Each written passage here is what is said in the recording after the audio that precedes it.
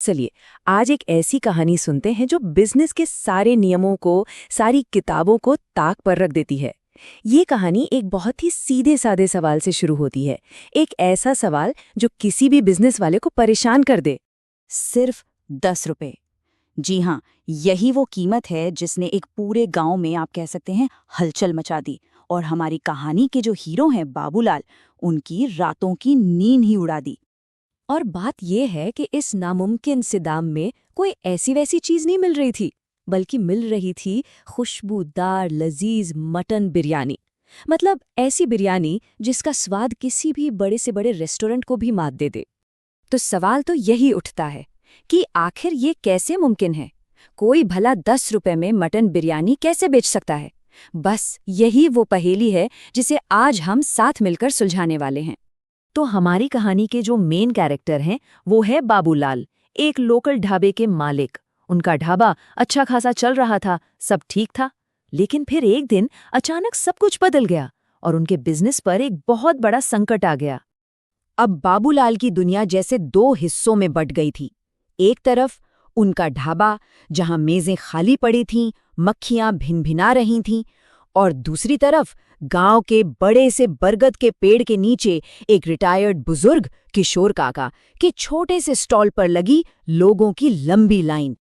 और जब बाबूलाल को ये पता चला कि किशोर काका आखिर बेच क्या रहे हैं और किस दाम पे बेच रहे हैं, तो उनके पैरों के नीचे से तो जैसे जमीन ही खिसक गई।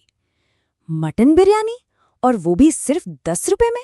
अरे ये तो बिजनेस के हर नियम के खिलाफ था। बाबूलाल को पक्का यकीन था कि भाई इसमें कोई ना कोई तो घोटाला है, कोई चाल है। हो ही नहीं सकता कि कोई इस कीमत पर असली मटन बिरयानी बेच दे। तो बस उन्होंने फैसला किया कि वो खुद इसकी जासूसी करेंगे। उनके दिमाग में ना तरह तरह के ख्याल दौड़ रहे थे। उन्हें लगा कि पक्का पक्का मटन के नाम पर या तो सोयाबीन खिलाया जा रहा है, या शायद कटहल, या फिर चावल और मसाले एकदम घटिया क्वालिटी के होंगे। कोई ना कोई तो ट्रिक जरूर है। और फिर एक जासूस की तरह मफलर से अपना मुंह छिपाकर बाबूलाल पहुंचे किशोर काका के स्टॉल पर। वो इस गोरखधंधे की पोल खोलने के लिए पूरी तरह से तैयार थे। उन्होंने प्लेट ली, सबसे पहले चावल को सूंघा, फिर मटन के पीस को गौर से देखा, और फिर जैसे ही उन्होंने पहला निवाला अपने मुंह में रखा, उनके चेहरे के भाव एकदम बदल गए। सारा शक, सारी थ्योरी एक ही पल में धरी की धरी रह गई। सच्चाई तो एकदम चौंकाने वाली थी। ये ना सिर्फ असली मटन था, बल्कि चावल भी बेहतरीन बासमती थे। असली घी की खुशबू आ रही थी, और स्वाद, अरे स्वाद तो इतना लाजवाब था कि क्या कहने। ये कोई घोटाला नहीं था, ये तो कमाल था। जब बाबूलाल ने हिम्मत करके काका से पूछ ही लिया कि इस नामुमकिन कीमत का राज क्या है, तो उन्हें एक बड़ा ही रहस्यमयी जवाब मिला। इस जवाब ने बाबूलाल की उलझन को कम करने के बजाय और भी ज्यादा बढ़ा दिया। अब तो बाबूलाल पहले से भी ज्यादा परेशान हो गए। एक पक्के बिजनेसमैन होने के नाते उन्होंने सोचा, चलो इसे नंबरों से सुलझाते हैं, हिसाब किताब तो झूठ नहीं बोलता। तो वो अपनी कॉपी और पेन लेकर बैठ गए, और उनके मोटे मोटे हिसाब के मुताबिक अगर काका रोज की 100 प्लेट भी बेचते हैं तो भी उन्हें कम से कम 6,000 रुपए का सीधा सीधा नुकसान हो रहा था, हर रोज। ये हिसाब तो और भी हैरान करने वाला था। एक प्लेट बिरयानी बनाने की लागत, मतलब कॉस्ट, कम से कम 80 रुपए आ रही थी, और सेलिंग प्राइस था सिर्फ 10 रुपए। ये गणित तो किसी भी तरह से समझ ही नहीं आ रहा था। अब बाबूलाल का दिमाग पूरी तरह घूम गया था। क्या काका को कोई गड़ा हुआ खजाना मिल गया है, या कोई करोड़ों की लॉटरी लग गई है?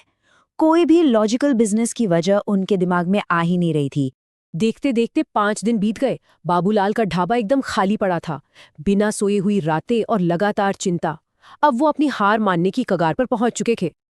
और तब उन्होंने वो किया जो बहुत हिम्मत का काम होता है। बाबूलाल ने अपना सारा घमंड, अपनी सारी अकड़ छोड़ दी। वो काका के पास गए, लेकिन इस बार एक कॉम्पिटिटर की तरह नहीं, बल्कि एक स्टूडेंट की तरह, जो इस जादुई बिजनेस मॉडल का सीक्रेट सीखना चाहता था। बाबूलाल की ये हालत देखकर किशोर काका ने आखिरकार वो राज खोलने का फैसला किया। और ये कोई बिजनेस का सीक्रेट नहीं था, बल्कि एक दिल को छू लेने वाली कहानी थी। एक ऐसा सबक जो किसी बैलेंस शीट में नहीं मिलता। काका ने बताया कि ये सब वो अपनी स्वर्गीय पत्नी मालती का एक अधूरा सपना पूरा करने के लिए कर रहे हैं। मालती हमेशा से चाहती थी कि वो पूरे गांव को एक बड़ी दावत दे, लेकिन गरीबी की वजह से वो अपना ये सपना कभी पूरा नहीं कर पाई। और इस सपने को पूरा करने का जरिया बना उनका बेटा। उनका बेटा दुबई में इंजीनियर है और हर महीने उन्हें 50,000 रुपए भेजता है। काका अपने गुजारे के लिए सिर्फ 5,000 रुपए रखते हैं और बाकी के पूरे 45,000 रुपए मालती का सपना पूरा करने में लगा देते हैं। काका ने समझाया कि वो ये बिरयानी मुफ्त में भी खिला सकते थे, लेकिन गांव के लोग बड़े स्वाभिमानी हैं, वो खैरात नहीं लेंगे। और यहीं पर इस मॉडल की सबसे बड़ी और खूबसूरत बात छिपी है। ये 10 रुपए बिरयानी की कीमत नहीं है, ये उनके आत्मसम्मान की कीमत है, ताकि उन्हें ये महसूस हो कि वो भीख नहीं ले रहे, बल्कि अपने हक से खरीद कर खा रहे हैं। ये एक तरह का पर्पस ड्रिवन बिजनेस है, जहां सामाजिक मूल्य ही सबसे बड़ा मुनाफा है। ये सब सुनकर बाबूलाल एकदम सन्न रह रहे। वो आदमी जो हमेशा हर चीज को नफे नुकसान के तराजू में तौलता था, उसे आज पहली बार इंसानियत और भावनाओं का गणित समझ आया था। उसे ये समझ आया कि कभी-कभी सबसे कामयाब बिजनेस मॉडल वो होता है जो इंसानी जरूरत और सम्मान को सबसे ऊपर रखता है, मुनाफे को नहीं। किशोर काका की ये सीधी सादी लेकिन बहुत गहरी बात बाबूलाल के दिल में हमेशा के लिए उतर गई। उन्हें समझ आ गया कि व्यापार सिर्फ पैसों का खेल नहीं होता। और फिर इस कहानी का अंत एक बहुत ही खूबसूरत मोड़ के साथ होता है। जो कंपटीशन था वो अब पार्टनरशिप में बदल गया।